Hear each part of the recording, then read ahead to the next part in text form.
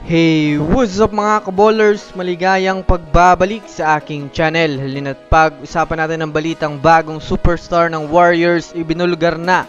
Klay Thompson pasok sa first 5 ng Dallas Mavericks. Tara na't pag-usapan natin yan dito sa Basketball Hotshots.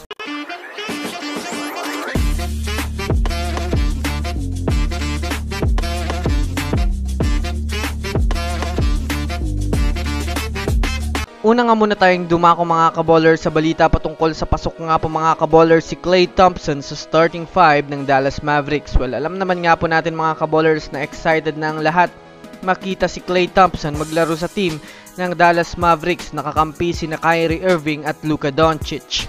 Ayon pa nga po mga kaballers sa inilabas na balita patungkol sa kupunan ng Dallas Mavericks, tuwang-tuwa nga po mga kaballers ang kanilang presidente na si Nico Harrison dahil na rin sa pagkakaroon nila mga kaballers ng isang Klay Thompson na ito nga daw mga kaballers ang kanilang missing piece para matalo sa finals muli ang kupunan ng Boston Celtics. Kaya naman sa kanya po mga kaballers ay napagpasya na nga ng buong Dallas Mavericks na gawing starting 5 itong si Klay Thompson at bigyan ng magandang minuto sa kanilang team para mas malakas ang maibibigay nitong impact sa opensa ng Dallas Mavericks. Kaya masasabi nating inaalagaan nga po talaga ng Dallas Mavericks si Klay Thompson para mas mapabuti ang kanyang kalagayan sa team nila.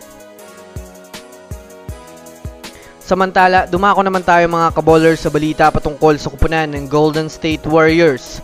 Well, alam naman nga po natin mga kaballers na mukhang malabo na nga po mga kaballers na i-push ng Warriors itong si Lauri Markkanen sa kadahilan ng napakadami nga po ng player na dinedemand ng Utah Jazz para maibigay nila itong si Lauri Markkanen.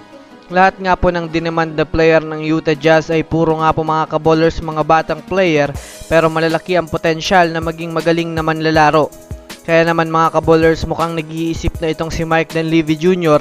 na hindi na lang ibigay mga kaballers itong si Podziemski, Kuminga at Moses Moody. Kaya naman maghahanap na lang nga po mga kaballers ng panibagong superstar na maitatambal kay Stephen Curry sa susunod na season. Ayon nga po mga kaballers sa inilabas na balita ni Team Kawakami, interesado nga daw mga kaballers ang Warriors kay Zach LaVine matapos tawagan nga po ni Joe Lacob ang mismong front office ng Chicago Bulls at tanungin ang availability ni Zach LaVine na kung susumadayin natin mga kaballers, mukhang ito na naman nga po ang panibagong target ng Warriors ngayon. So that's it for today's video mga kaballers, yun lang ang ating pag-uusapan sa ngayon. Pindutin ang subscribe and hit nyo na rin ang notification bell para sa mga susunod na updates sa mundo ng basketball. Again, this is Basketball Hotshots. Thanks for watching.